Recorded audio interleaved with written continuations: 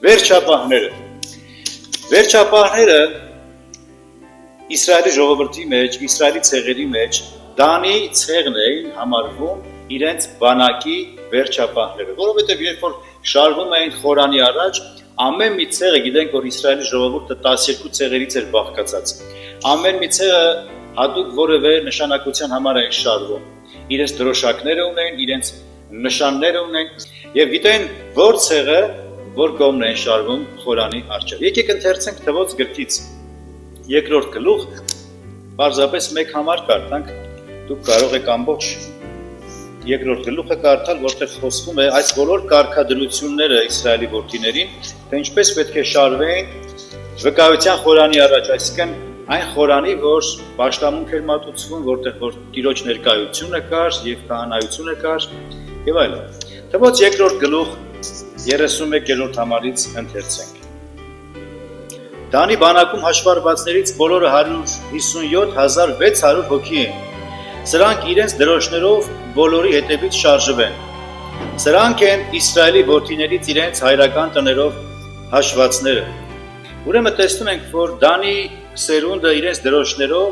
ու բավականին շատ էին, ավելի շատ էին, քան օրինակ Հուդայի ցեղը, կամ Հուդայի սերունդը, որ նայում ենք երկրորդ գլխից, հենց 3-րդ, 4-րդ համարներում խոսվում է, որ առաջինը Հուդայի ցեղն էր շարվում, վկայության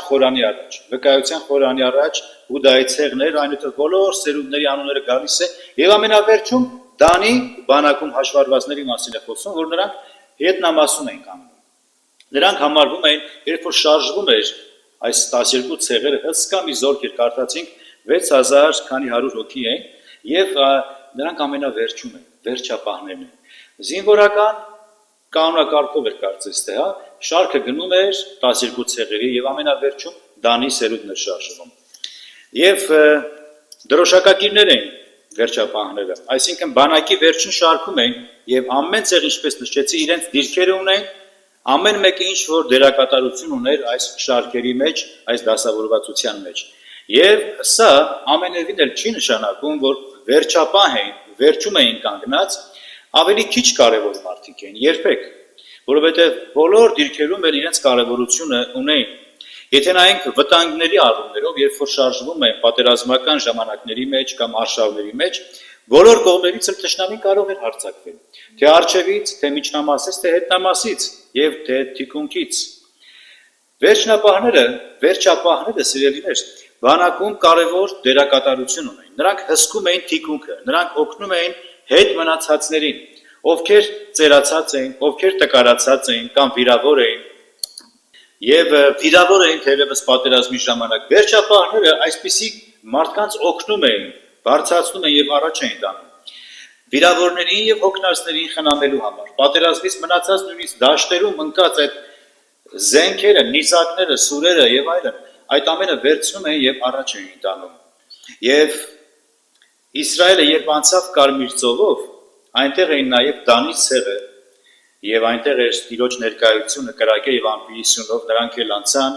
Տիրոջ առաջնորդությամբ, նրանք էլ միևնույն հացից կերան, նրանք էլ միևնույն ջրից խմեցին եւ նույն Տերը նրանց էլ առաջնորդում էր եւ երբեք չի կարելի մտածել, որ ամենավերջում էին քայլում եւ նրանք ավելի պակասավոր են կամ քիչ արտոնություններ ունեն, այդպես չենք նայում մենք։ Այնպես որ եթե որևէ մեկը այսօր վերջապահ դիրքերում ծառայություն է մատուցում եկեղեցում, հոգևոր շրջանակների մեջ, այսինքն ոչ առաջնային, ոչ երևելի ծառայություն, ոչ բեմական ծառայություն, այսինքն տեսանելի չի, այլ թաքուն ծառայություն է իրականացնում։ Սա նման է վերջապահ զորքերի, որ կարևորագույն ծառայություն իրականացնում են, բայց իրենք տեսանելի չեն, ցույց չեն տալիս իրենց, բեմական ծառայություն չեն մատուցում։ Այդ բոլորը չնչին թվացող երևույթներ են դերևս, բայց երբեք չնչին չեն, կարևոր են Աստծո առաջ։ Ուստի երբեք չպետք է այդպիսի ծառայություն անողները ընկճվեն, հիասթափվեն, իրենց պակասը զգան, չնայել առաջնային շարքերում գործողներին, այլ հավատարմաբար կանգնել այնտեղ, որտեղ Տերը սահմանել է, որտեղ Տերը կանչեց քեզ եւ ինձ վերջապահ լինելու համար։ Ջանասիրաբար գործելու, նույնիսկ հետնամասում, նույնիսկ թիկունքում, որ չի երևում, որովհետև հետնամասում էլ կարևոր է կանգնել, Պողոս առաքյալը Կորինթացիներին գրում է. ես առաքյալների մեջ հետինն եմ, իրեն ամենահետինը նույնիսկ առաքյալ չէր համարում, որովհետև Քրիստոսի եկեղեցին հալածեցի, ասում է նա։ Առաջին Կորինթացիներին 15-րդ գլխում ենք կարդում այդ մասին։ Երբ Իսրայելը անցնում էր անապատով, պատերազմների հանդիպեց, ընդվզումներ եղան, եւ գրված է, որ ամաղեկացիների դեմ մեծ պատերազմ եղավ։ Երբ որ կարդում ենք երկրորդ Օրինաց 25-րդ գլուխը, այստեղ Աստված հիշեցնում է Մովսեսին, որ ամաղեկը ինչպես հարձակվեց ձեզ վրա եւ կոտորեց ձեզ ծերերին, վերջում մնացածներին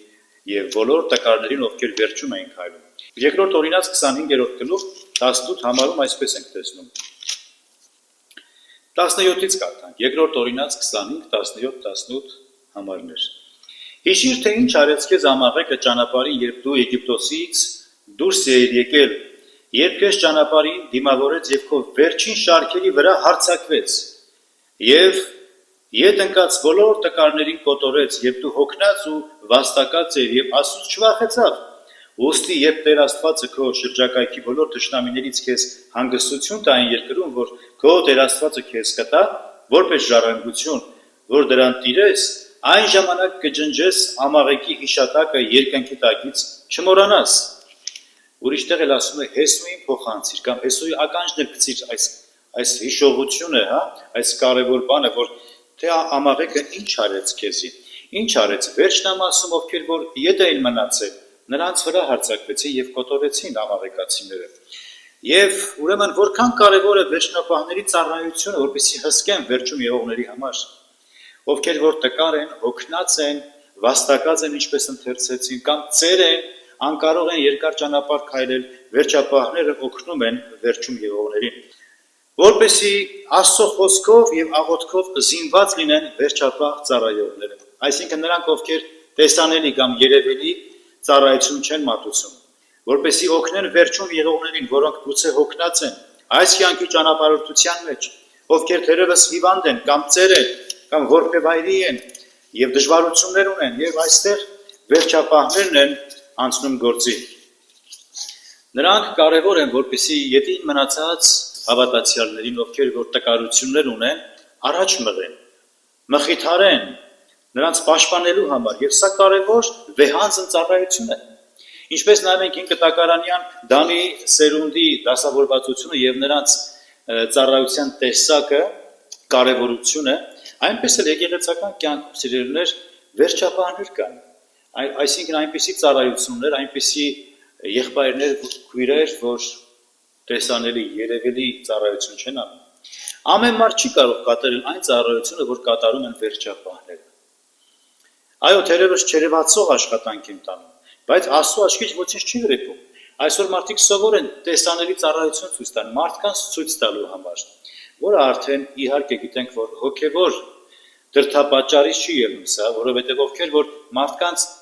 առաջ են ծառայում, մարդկանցից փառք ստանալու, ակնկալելու նպատակով, նրանք իրենց վարձքը, ինչպես Տերը ասեց, ստացած են արդեն։ Իրենց վարձքը մարդկանցից են արդեն առնում եւ ոչ թե Տիրոջից։ Մենք էլ վերջապահների նման կարողանանք ասել. ես էլ պատրաստ եմ աղքատիկ եւ հեռավոր գյուղերում գործելու, ոչ թե նշանավոր եւ մեգաքաղաքներում, չնչին գյուղաքաղաքներում, չնչին գյուղերում,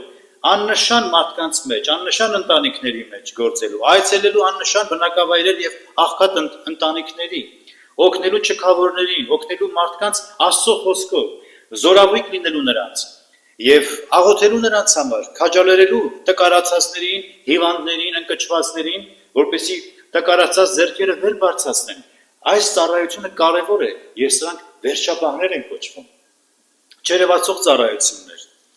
ովքեր այս կյանքի ճամփին հոգնել են, տկարացել են։ Պողոս առաքյալը գրում է. խնդրում ենք եղբայրները, որ անկարգներին խրատեք, երկչոտներին քաջալերեք, տկարներին օգնական եղեք, բոլորի նկատմամբ համբերատար եղեք։ Առաջին Թեսաղոնիկեցիս 5:14։ Սրանք ծառայություններ են, որոնք չեն երևում, սիրելիներ։ Եվ այս ծառայությունը կատարում են վերջապահները։ Ուրեմն որքան որ առաջին շարքերն են կարևոր, նույնքան էլ վերջապահները։ Եթե ուշադրություն դարձրեցիք, նրանք դրոշակակիրներ են, գրված էր, որ դրոշակներով թող կանգնեն։ Դրոշակակիր զորքերը, եթե բանակային զորքի դասավորվածությունը նայեք, կան հատուկ ստորաբաժանումներ, որոնք դրոշակներ են վերցնում։ Ավելի շատ դրոշակներով են առաջ գնում, ինչու որպեսզի խրախուսեն, որպեսզի զորքի սիրտը չվախենա, այլ քաջալերվեն, ավելի հաղթական լինեն եւ հանուն իրենց հայրենիքի առաջ գնան։ Դրոշակակիր զորքերին Սուրբ Գիրքը նմանեցնում է, որ նրանք ավելի արի են, նրանք ավելի քաջ են, նրանք ավելի ահարկու են եւ եկեղեցին համեմատում է դրոշակակիր զորքերի Սողոմոնի իմաստունը։ Երկերկոց 6-րդ գլխում եւ 10-րդ խոսքում այսպես ենք կարդում, Երկերկոց 6:10։ Եվ ասում է. ով է սա, որ արշալույսի պես է նայում, եւ այստեղ Փեսան հարսին նմանեցնում է արշալույսի, որ լուսնի պես գեղեցիկ ու արևի պես հստակ ու դրոշակակիր զորքերի պես ահարկու է։ Այսպես է գովում իր հարսին, որ եկեղեցին այսպես պետք է լինի, այսինքն զորավիկ լինի, հաղթական լինի, քաջ լինի դրոշակակիր զորքերի պես ահարկու։ Պատրաստ ես գործել Տիրոջ բանակում որպես վերջապահներ, լինելով հետնամասում, քեզ չեն ծափահարելու, քեզ չեն տեսնելու, որովհետև առաջին շարքերում կանգնածները տեսադաշտը փակում են, որպեսզի մարդիկ քեզ մոտենան։ Առաջին շարքում շատերը խանգարում են, որ քեզ տեսնեն մարդիկ, որովհետև դու ետնամասում ես ծառայում, բայց Տերը տեսնում է, որովհետև Տիրոջ աչքից ոչ մի բան չի վրիպում։ Ինքը գիտի սրտերը մարդկանց, ծառայության տեսակները եւ նրանց սրտի շարժարիքները, դրդապատճառները, ինչ սրտով ես Տիրոջը ծառայում, ինչ երանդով ես ծառայում, մարդկանց ցույց տալու համար, թե Աստծո փառքի համար ես ծառայում, որովհետև ավելի կարևոր է Աստծո փառքի համար ծառայել եւ Աստծո աչքում ընտիր երևալ, քան թե մարդկանցից ծափահարվել։ Պատրաստ ես օգնելու անշահախնդորեն, պատրաստ ես ծառայելու որպես վերջապահ։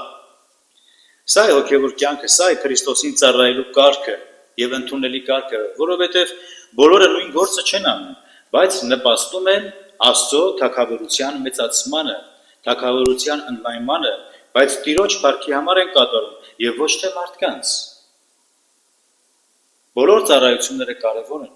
որովհետեւ եկեղեցին նմանեցնում է Պողոս առաքյալը մարմնի անդամներին։ Ամեն մի անդամը կարևոր է, բայց միևնույն գործը եւ գործառույթը չունի, տարբեր են։ Նայեցեք, եկեք ընթերցենք այդ մի քանի համարներ Հռոմեացիներին 13-րդ գլուխ, հենց Հռոմեացիս 12 գլխից առաջին համարից կարդանք, Հռոմեացիներին 12 առաջին համարից կարդամ։ Եվ ասում է, ուրեմն աղաչում եմ ձեզ, եղբայրներ, Աստծո ողորմությամբ, որ ձեր մարմինները ներկայացնեք որպես կենդանի զոհ, Սուրբ Աստծուն ընդունելի, որ ձեր իմաստալից պաշտամունքն է, եւ մի կերպավորվեք այս աշխարհի կերպարանքով, այլ նորոգվեցեք ձեր մտքի նորոգությամբ, որ քննեք, թե որն է Աստծո կամքը, բարին ընդունելին եւ կատարյալը։ Ինձ տրված շնորհքով ասում եմ ձեզանից ամեն մեկին, որ դուք ձեր մասին ավելի բարձր համարում մի ունեցեք, քան պետք է, այլ զգաստությամբ մտածեք, այն հավատի չափով, որ Աստված յուրաքանչյուրիդ բաժանեց, որովհետև ինչպես մեկ մարմնի մեջ շատ անդամներ ունենք, եւ բոլորը միևնույն գործը չեն կատարում, այնպես էլ մենք շատ լինելով մեկ մարմին ենք Քրիստոսի մեջ եւ յուրաքանչյուրս միմյանց անդամ ենք, միայն թե տարբեր պարգևներ ունենք այն շնորհքով, որ մեզ տրված է։ Եվ եթե ունենք մարգարեություն, հավատի չափով մարգարյանանք, եթե սպասավորություն, ապա սպասավորության մեջ լինենք։ Եթե մեկը սովորեցնող է, սովորեցնելու մեջ լինի, կամ նա որ քաջալերող է, թող քաջալերի, նա որ տալիս է, թող պարզությամբ անի տա, նա որ ղեկավարում է, ջանասիրաբար թող անի, իսկ նա որ ողորմություն է ցույց տալիս, ուրախությամբ թող անի, սերը թող առանց կեղծավորության լինի, ատիրային ինչ չար է, կարճիր, բարուն եւ այլն։ Տեսնում ենք, որ տարբեր ֆունկցիաներ կան, տարբեր ծառայություններ կան։ Թվում է, որ ճկույտ մատը ամենափոքր մատն է, ամենաաննշան մատն է, բայց ճկույտը ավելի կարևոր ֆունկցիաներ է կատարում։ Առանց ճկույտ մատի ձեռքը իր շարժունակությունը եւ իր գործողությունները ավելի կպասիվանա, լիարժեք չի կարող գործել ձեռքը, որովհետեւ մի մատ պակասեց։ Այնպես էլ եկեղեցու մեջ ամենաչնչին երևացող ծառայությունները, անհատները, որ այդ ծառայությունը հանձնարան կատարելու, նրանք համարվում են վերջապահներ, չերևացող, կարծես մի մաս են կազմում, բայց Աստծո աչքում շատ կարևոր են եւ մենք էլ պետք է կարևորենք դրանք։ Ուրեմն պատրաստ լինենք եւ ասենք Պողոսի նման. Տեր, ինչ կուզես քեզ համար անեմ, որտեղ կուզես ես լինեմ։ Ահավասիկ ես պատրաստ եմ քեզ ծառայելու, որ բնակավարում։ Պարտադիր չի երևելի բեմեր բարձրանամ, փոքրիկ գյուղակներում, փոքրիկ տների մեջ, աղքատիկ այդտեղից են սկսում ծառայել։ Այդտեղից ենք սկսում գործել Տիրոջ համար, ոչ թե մարդկանց ցույց տալու, այլ Աստծո փառքի համար։